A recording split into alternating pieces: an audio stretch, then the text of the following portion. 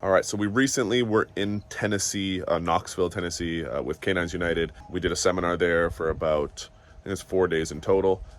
Really good seminar. If you're a handler, I definitely suggest you reach out to Canines United. They offer these free seminars kind of across America right now. While we were there, we captured some conversations that we were having with the handlers, and just kind of talking back and forth and throwing some ideas around.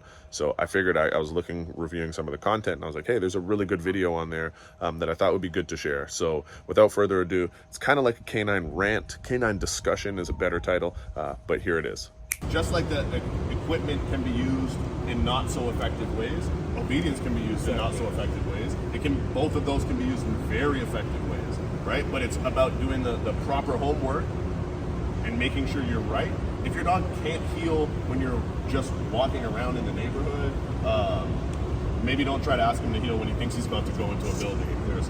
I think that That's a huge conflict. Yeah, that's because the way that it's being taught, right? The way that, like Carlos said in there, you guys are limited in your courses on how long you have to get behavior, so everything is like high speed. Bro, we're spoiled in that, I don't have a deadline.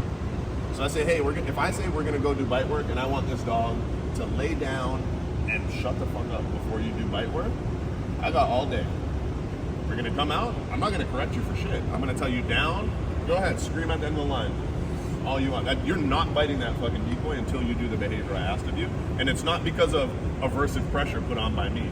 It's your decision. You need to lay. Now again, this is when we're teaching the behavior. Eventually we have to get to obligation, but a lot of times you guys jump to obligation to behavior before the dog really and truly understands. So I'll wait him out. As soon as those elbows hit the ground, bite time, you get to go bite. And slowly increase the duration, increase the distractions and difficulty of the situation. When they really have it, then I can get to the point of, now you're obligated to this behavior. Now if I tell you to down and there's a decoy there because you truly understand what the behavior is, there's going to be an undesired outcome for you if you don't do it. That's what I was saying in there earlier, that your control work in bite work, your control in detection, your control in tracking, all the profiles should make your behaviors more powerful and better. They shouldn't hinder it, right? They hinder it when we do the control work. Yeah, when we do the control work aversive based and we say down, Fluffy, down, and he can't fucking do it, then the dog starts to get suppressed, or you fucking wear him, right? And we don't have clear communication in those moments. But if we have really clear communication, we've done our homework, we can say, hey, if I can get my dog to lay down and then get released to go to its food bowl, okay, we're onto something right now. Now I'm gonna do down to the ball. If I can't get you to lay down and control yourself while you're hungry looking at your food bowl, bro, it ain't gonna happen when the decoy's out here. Right? So these are little things that you guys can do at home.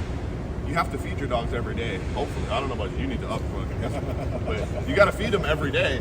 Like, there's so much that we can do that's gonna help at the end of the day. When you get to the big calls, when you get to hey, we got the TAC team out now, and maybe you guys are in a stack and the dog is there.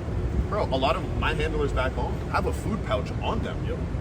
And food for most dogs is kind of is our church music reinforcer, right? So maybe you're in a stack or you're waiting and you're gonna have to sit out there in the back of a Bearcat maybe for 2 hours. Bro, can your dog maintain a down for 2 hours while they think it's gonna go bite? So like, you got some work to do. Right? We can pay them with food, we can pay them in a stack, you can do all of these different things, but bro, it's not fair to show up to those calls with a dog that is struggling on holding it down to go to its food bowl and expect them to do fucking gangster shit. And also, let's call it what it really is. You cannot go to a deployment and expect A+ performance from your C- training. And to be honest with you guys, you don't get the time. We have a unit, Carlos has seen them up back at home, to me, that I hands down think is one of the best units in the nation. Their control work is top sport dog control, but every single dog is about it and gets ass, bro. They're all integrated to SWAT. They're fully they're not like SWAT dogs that they like wait outside, bro. Clearing rooms together with the dog offline, and like they're hammers, bro. Like they're hammers of dogs. Seeing units like that and seeing dogs like that lets you know what is achievable. It's there, right? It's there. You know you can do it. You're not gonna have the time allotted to you from your agencies. You're not going to have, guess what? Fucking sucks. Do that shit on your own. Bro, it's, your dog is there, especially, like, I don't know where everyone else is from, but I know Gary, like, bro, you guys get into some fucking sticky, shitty situations where backup is a long way away. Bro, let's put in the work to make sure that you guys can make a home to your families.